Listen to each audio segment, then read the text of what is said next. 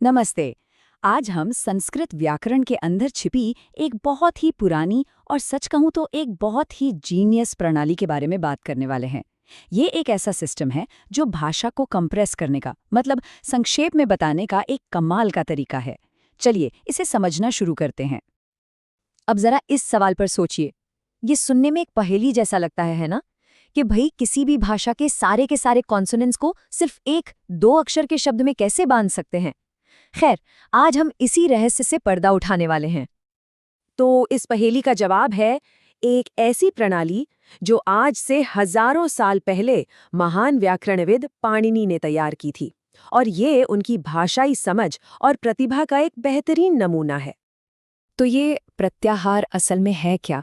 इसे ऐसे समझिए कि ये संस्कृत ग्रामर में इस्तेमाल होने वाला एक जबरदस्त शॉर्टकट है। पाणिनि का जो महान ग्रंथ है अष्टाध्यायी, उसमें ध्वनियों के बड़े बड़े ग्रुप्स को, जैसे सारे स्वर या सारे व्यंजन, बहुत ही छोटे संक्षिप्त रूप में लिखने का ये एक तरीका है। अच्छा, तो ये बनता कैसे है? देखिए, इसका लॉजिक बहुत ही सिंपल है। हर प्रत्याहार के बस दो हिस्से होते हैं।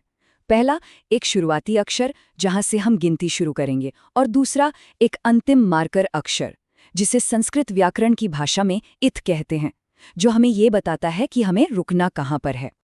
ठीक है, तो अब सवाल ये उठता है कि ये शुरुआती और अंतिम अक्षर आते कहाँ से हैं? इसका जवाब छिपा है एक बहुत ही सुंदर और लयबद्ध स्ट्रक्चर में, जिसे माहेश्वर सूत्र कहते हैं। आप इसे संस्कृत व्याकरण का एक तरह से सोर्स कोड भी मान सकते हैं। और सबसे कमाल की बात जानते हैं क्या है? ये जो पूरा का पूरा पावरफुल सिस्टम है ना, वो सिर्फ 14, जी हाँ, सिर्फ 14 छोटे छोटे लयबद्ध सूत्रों पर टिका हुआ है। ये रहे वो 14 सूत्र, यही है वो मास्टर की, वो नक्शा जिससे सारे प्रत्याहार बनाए जाते हैं।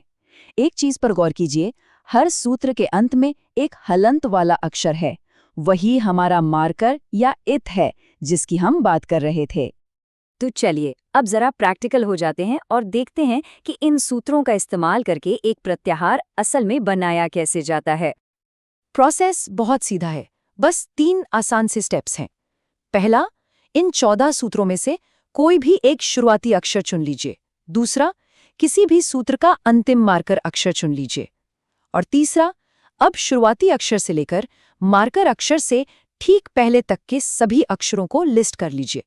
बस एक बात याद रखनी है, मार्कर अक्षर को खुद गिनती में नहीं लेना है।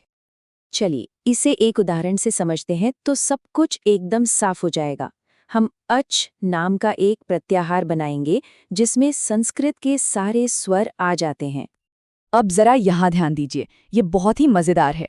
हमने अपना शुरुआती अक्षर अ लिया पहले सूत्र से और हमारा अंतिम मार्कर च लिया चौथे सूत्र से।